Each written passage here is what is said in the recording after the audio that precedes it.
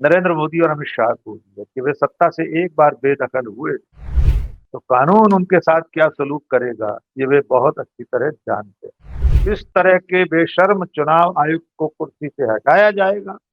नमस्कार दोस्तों। एक तरफ तो राहुल गांधी की वोट अधिकार रैली में लोगों की भीड़ आ रही है।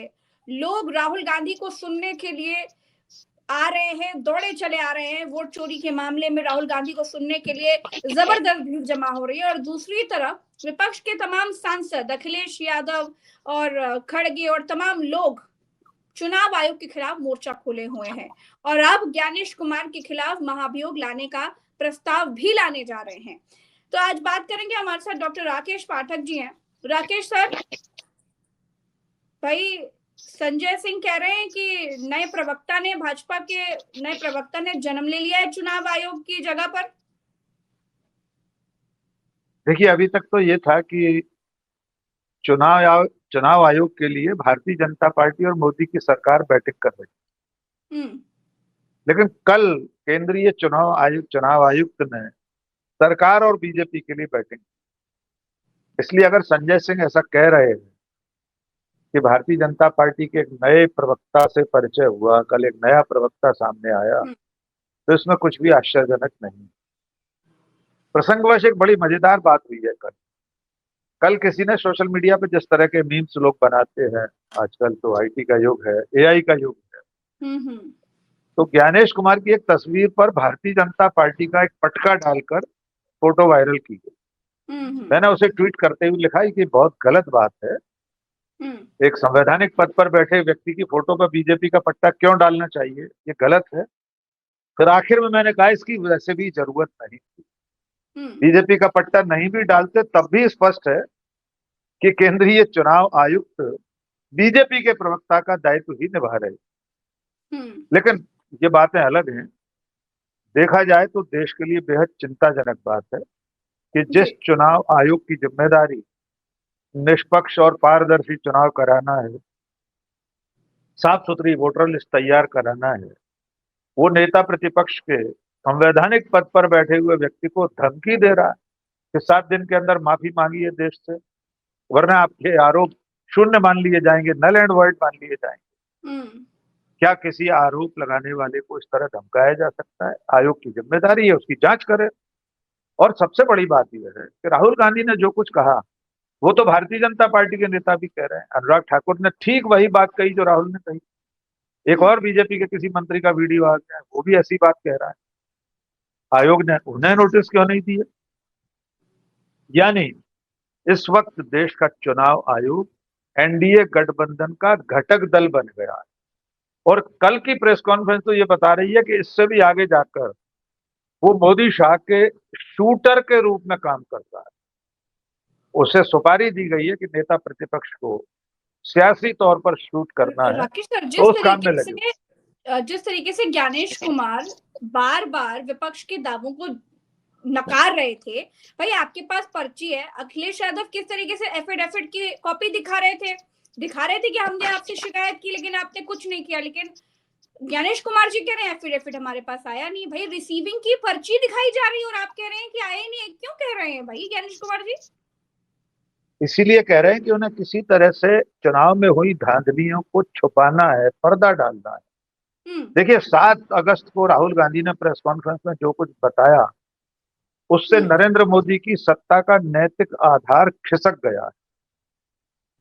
बनारस के लोगों ने अपने हारे हुए प्रत्याशी अजय राय को घोषित कर दिया कि ये हमारे सांसद। अजय राय लगातार कह रहे हैं कि मोदी तो हार गए थे चुनाव, और हमें याद है उस दिन काउंटिंग के दिन टीवी स्क्रीन पर हेडलाइन आ गई थी, नरेंद्र मोदी पिछड़े। तो इस वक्त जिस तरह के सबूत सामने रखे जा रहे हैं, आज अखिलेश यादव ने पूरा पुलिंदा दिखा दिया एफिडेविट का बिल्कुल कि सही बात। 18,000 वोटर्स का हमने शपथ पत्र दिया है। उस पर आज तक किसी बीएलओ, किसी आरओ, किसी पीठासीन अधिकारी पर कार्रवाई क्यों नहीं हुई? राहुल गांधी ने आज वो 0 पते वाले लोगों से मुलाकात कर, दिवंगत मृत व्यक्तियों के साथ चाय पी चुके राहुल गांधी। चुनाव आयोग क्या कह रहा है? महिलाओं के फुटेज मांग रहे हैं, इससे हमारी बहन बेटियों की निजता भंग। अरे भाई, किसी चेंजिंग रूम के वीडियो थोड़े ही हैं। सही बात है। मतदान केंद्र पर महिला या पुरुष, पहली बात तो ये अच्छा, है कि आपने जो जब ये जिन लोगों तर्क ने सुना, फुटेज, राकेश सर, इतने चुनाव आपने देखे, आपने जब ये तर्क सुना होगा ज्ञानेश कुमार जी का, आपके दिमाग में क्या आया? पहला सवाल क्या आया? मेरे दिमाग में सीधे ये आया कि हमारे चुनाव आयुक्त पगला गए। उनको सुध-बुध नहीं सूझ रही है, उनको सही और गलत का अंतर समझना बंद हो गया। वरना कोई भी व्यक्ति इस तरह का कुतर्क नहीं दे सकता कि मतदान केंद्र के बाहर कतार में लगी हुई महिला या पुरुष हो। पहली बात तो मैं जो स्पष्ट करना चाह रहा था, विपक्ष ने क्या स्पेसिफिकली महिलाओं के फुटेज मांगे? नहीं ना। विपक्ष तो ये कह रहा है मतदान केंद्र के सामने जो कतार सीसीटीवी लगी है, फुटेज। सीसीटीवी फुटेज वाकर दे दीजिए। वहां कौन सा ऐसा काम होता है? वहां महिलाएं या पुरुष ऐसी कौन सी वेशभूषा में जाते हैं जो उनकी निजता भंग हो जाएगी? जी। मीडिया तो कवरेज करता है ना वहां तक का, सिर्फ आप वोट डालने तक का वीडियो नहीं ले सकते किसी का। वो एक गोपनीयता कानून में आता है, मतदान की गोपनीयता है। तो इतना महान कुतर्क वही दे सकता है जो सत्ता की गोद में खेलते हुए सत्ता को बचाने के लिए अपनी लाज शर्म सब ताक पर रख चुका हो। और इस देश ने तो प्रज्ञा जी ऐसे ऐसे चुनाव आयुक्त देखे हैं बिल्कुल। जिन्होंने प्रधानमंत्रियों से सीधे टकराव लिया, टीएन शेषन, एमएस गिल। उनको देखते हुए इन जैसे राजीव कुमार और ज्ञानेश कुमार जैसे चुनाव आयुक्तों का होना राष्ट्रीय शर्म का विषय है। ये हमारी लेकिन राकेश सर, लोकतांत्रिक पहले प्रणाली पर तो खतरा भी है जी। बिल्कुल खतरा है। क्यों खतरा नहीं है? बिल्कुल खतरा है, क्योंकि राजा को पता है कि उसका तो कोई कुछ बिगाड़ ही नहीं सकता, चाहे वो कोई भी कानून ले आए, चाहे वो कुछ भी कर ले। भाई इसीलिए तो हमारा देश लोकतांत्रिक देश कहलाता है ना। अच्छा राकेश सर, कोई डर क्यों नहीं है? आज से पहले भी चुनाव हुए हैं और ऐसा नहीं है, हमने बूथ कैप्चरिंग देखी, हमने बहुत कुछ देखा है, चीजें होती रहती हैं, लोगों को आपत्ति भी होती है, तमाम पत्रकार हम जैसे लोग शिकायतें भी करते हैं कि ये क्यों हो रहा है भाई, ये तो लोकतंत्र के खिलाफ है। लेकिन ये तो बिल्कुल ही धज्जियां उड़ाई जा रही है, कोई डर ही नहीं है, खुल करके चीजें सब अपने हिसाब से बताई जा रही है, जो मुंह में आ रहा है वो बक दिया जा रहा है। तो ये डर क्यों नहीं है? या कानून बदल दिए गए हैं, सब उनके पक्ष के कानून है इसीलिए डर नहीं है, या कोई और बात है? नहीं, देखिए जो चुनावी कानून है उससे कोई फर्क नहीं पड़ता। वे जी। उन्हें डर क्यों नहीं है उसकी दूसरी वजह, हम्म। इसकी वजह है जो हमारा चुनाव आयोग है उसमें जो 3 महत्वपूर्ण पद हैं, जी। उसमें जो मुख्य चुनाव आयुक्त है उसे संवैधानिक सुरक्षा मिली हुई है। उसे इम्यूनिटी हासिल है कि कोई सरकार, कोई पार्टी उसको कुर्सी से नहीं हटा सकती। उसे हटाने की एक इतनी जटिल प्रक्रिया है जिसे महाभियोग कहते हैं, जिसका आपने शुरू में जिक्र किया। जी हाँ। अब विपक्ष इंडिया गठबंधन उनके खिलाफ महाभियोग लाने की तैयारी कर रहा है।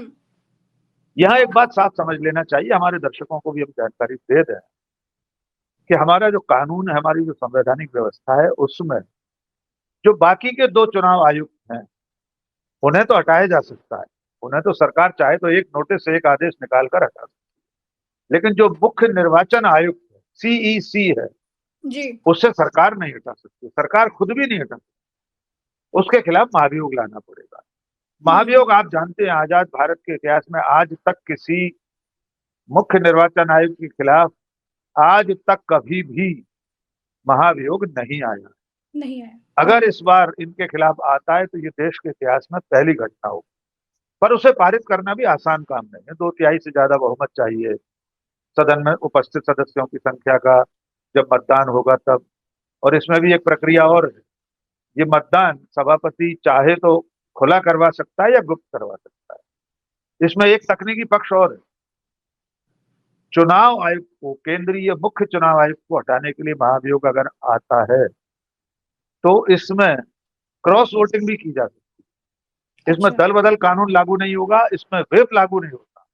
मान लीजिए कल गणेश कुमार के खिलाफ आ जाए महाभियोग, तो बीजेपी के सांसद भी चाहें तो वोट डाल सकते हैं, व्हिप जारी नहीं होगा, दल बदल कानून लागू नहीं होगा।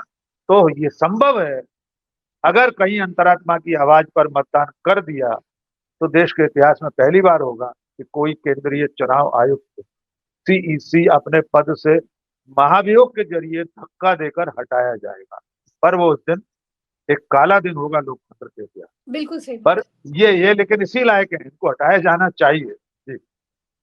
सर जिस तरह की चीजें हम आज देख रहे हैं, कुतर्क ही दे रहे हैं चुनाव आयोग। भाई आपकी जिम्मेदारी थी, जब प्रेस कॉन्फ्रेंस होने जा रही थी तो हम लोग सामने बैठे, हमें लगा कि शायद उन सारे सवालों के जवाब देंगे जो राहुल गांधी पूछ रहे हैं या तमाम विपक्ष के लोग पूछ रहे हैं, लेकिन ये तो सीधे नकार दिए कि जो पीपीटी में करके राहुल गांधी ने सवाल पूछे हैं वो सब गलत है, फर्जी है, फेक है। भाई अगर आपको गलत लग रहा है तो सबूत दीजिए आपके, हाँ ठीक है ये गलत बोला, ये गलत बोला, ये गलत बोला, काम खत्म। मैं तो ये कह रहा हूँ कि राहुल गांधी ने गलत बोला तो आप मुकदमा दर्ज करा दीजिए राहुल गांधी के खिलाफ। अपनी संवैधानिक संस्था, अपने संवैधानिक पद के खिलाफ वक्तव्य देने के लिए राहुल गांधी पर केस कर दीजिए। वरना राहुल गांधी जो कह रहे हैं उन आरोपों का जवाब नहीं, उनके पास एक भी चीज का जवाब नहीं। जैसे उन्होंने कहा कि एक ही नाम के लोग कई लोग हो सकते हैं, बिल्कुल हो सकते हैं। राकेश पाठक या प्रज्ञा मिश्रा नाम के बहुत लोग होंगे, लेकिन सबके पिता का नाम वही हो, सबके पते वही हो, ये कैसे हो सकता है?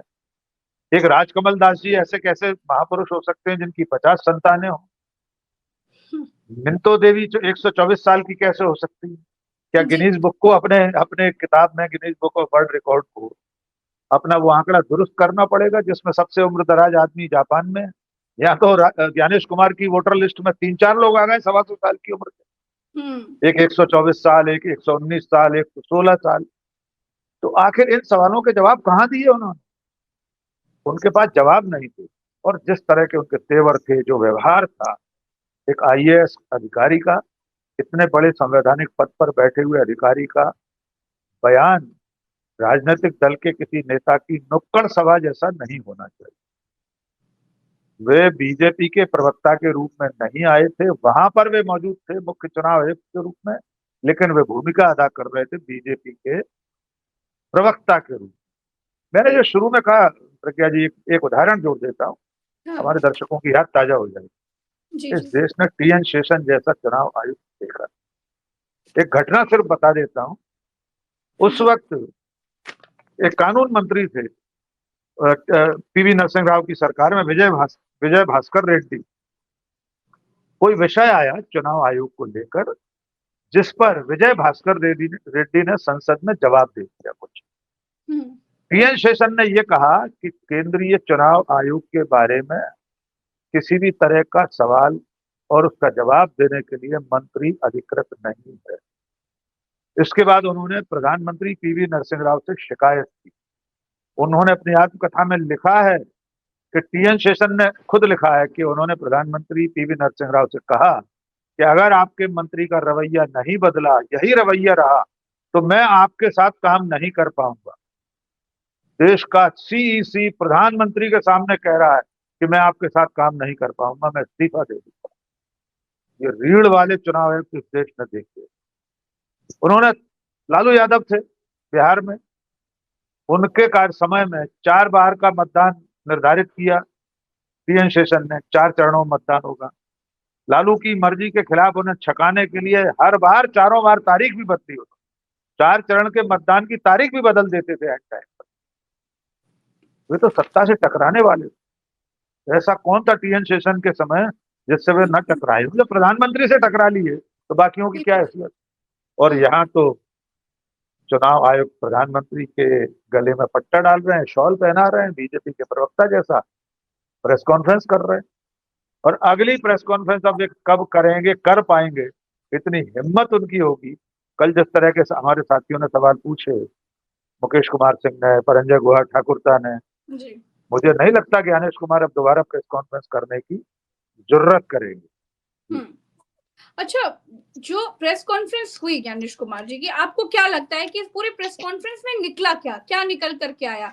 क्या ये सिर्फ एक धमकी थी? क्योंकि बड़ी जल्दबाजी में प्रेस कॉन्फ्रेंस हुई, इससे पहले प्रेस रिलीज दे चुके थे, तो अब लगा था कि ठीक है इनके पास कोई जवाब है नहीं, ठीक है मानते हैं कि गलतियां हो गई, तो गलतियां हो जाती हैं, लोगों को लगा था ठीक है, लेकिन ये तो एक्सपोज हो गए। जब ये प्रेस कॉन्फ्रेंस करने आए तो पूरी तरीके से एक्सपोज हो गए। अब आपको क्या लगता है कि अब क्या आगे क्या? देखिए, एक्सपोज तो वो उसी दिन हो गए थे जब उन्हें सुप्रीम कोर्ट के आदेश पर 65 लाख मतदाताओं की जिनके नाम काटे उनकी लिस्ट जारी करने का आदेश स्वीकार करना पड़ा। क्योंकि इससे पहले तो इनकार करते रहे थे। जी। हर सुनवाई में आयोग ये कहता रहा था कि ये नहीं दे सकते, ये संभव नहीं है, कंप्यूटर रीडेबल लिस्ट नहीं दे सकते, अब तो सब कुछ देना पड़ रहा है। तो एक्सपोज तो वे हो चुके हैं और कल रात ही वो सूची आना शुरू हो गई है। कल रात को आयोग ने जी बिल्कुल हटाए राकेश। गए नामों की सूची दे दी है, अपलोड कर दी है। हम्म। तो और अब सर अब तो आगे पूरा क्या? देश जान गया है, पूरा देश जान गया है कि चुनाव आयोग किस तरीके से भाजपा के लिए बैटिंग कर रहा है और किस तरीके से भाजपा उनके पक्ष में बैटिंग करती है। अब आगे क्या, क्या विपक्ष अभी भी चुनाव आयोग पर भरोसा करेगा कि वो ही आगे के चुनाव निष्पक्ष करवाएंगे, वही बेहतर चुनाव करवाएंगे, या कुछ और करेगा देखिए, विपक्ष? बिल्कुल बहुत सही सवाल है। देखिए, विपक्ष की इस वक्त विवशता है, मजबूरी है। हम्म। चुनाव में बहुत ज्यादा दिन बाकी नहीं है। बिहार के चुनाव बिल्कुल हाँ। अधिसूचना जारी करना ही पड़ेगी समय पर। विपक्ष के पास क्या विकल्प हो सकते हैं? नंबर जी। एक, संसद। नंबर दो, सड़क। विपक्ष हम्म। यही तो कर रहा है। 300 सांसद संसद से सड़क पर उतरे, आपने उन्हें हिरासत में ले लिया। जी। देश के इतिहास में पहली बार इतनी बड़ी संख्या में सांसदों को रोका गया। और उनका अपराध क्या था? वे हम्म। संसद से चंद किलोमीटर दूर निर्वाचन सदन तक जाकर अपनी बात कहना चाहते। आपने पुलिस लगाकर उनको रोक लिया, हिरासत में रख लिया, थाने में ले जाकर। उसके जी। बाद क्या करना चाहिए? उसके बाद वो करना चाहिए जो वोट अधिकार यात्रा यात्रा। के नाम से विपक्ष इस वक्त कर रहा है बिहार में। राहुल गांधी, तेजस्वी यादव, मल्लिकार्जुन खड़गे, लालू यादव, सब तो सड़कों पर उतरे हुए हैं, लोगों से मिल रहे हैं, लोगों को अपनी बात बता रहे हैं। और तीसरा रास्ता है इस चुनाव आयुक्त के रहते हुए चुनाव में शामिल न होना।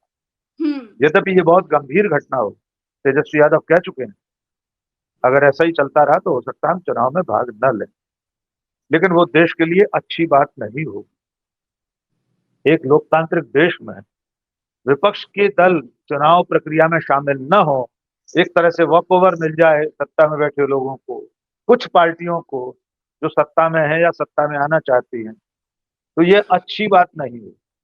मुझे नहीं लगता कि विपक्ष को उस एक्सटेंट तक जाना पड़ेगा कि वो चुनाव न लड़े, लेकिन एक न एक दिन ये नौबत आने वाली है कि या तो इस तरह के बेशर्म चुनाव आयुक्त को कुर्सी से हटाया जाएगा, महाभियोग पारित होगा, देश देखेगा कि सत्ता की ठकुर स्वाति में अपने संवैधानिक कर्तव्यों को भूलने वाले के साथ किस तरह का सलूक होता है। हम्म। सोशल मीडिया पर तो लोग बांग्लादेश की याद दिलाते रहते हैं, बीच बीच में आपको याद होगा जी, बिल्कुल वहां के बिल्कुल। चुनाव चुनाव आयुक्त के साथ क्या हुआ था। शेख हसीना के हटने के बाद सत्ता से किस तरह सड़कों पर उनके साथ दुर्व्यवहार हुआ। हम कभी नहीं चाहते और न होना चाहिए, हमारे चाहने का प्रश्न नहीं है। इस देश में कभी भी इस तरह की कोई हिंसक क्रांति नहीं होना चाहिए, लेकिन कानून सम्मत कार्रवाई तो होना चाहिए। हम्म। राहुल गांधी तो साफ साफ बात कर रहे हैं, भले रिटायर हो जाएं, हम उनको ढूंढ कर लाएंगे और सजा मिलेगी। ये भी एक डर है ज्ञानेश कुमार को कि कहीं भूले से राहुल गांधी या इंडिया गठबंधन सत्ता में आ गए तो इनका क्या होगा। हम्म।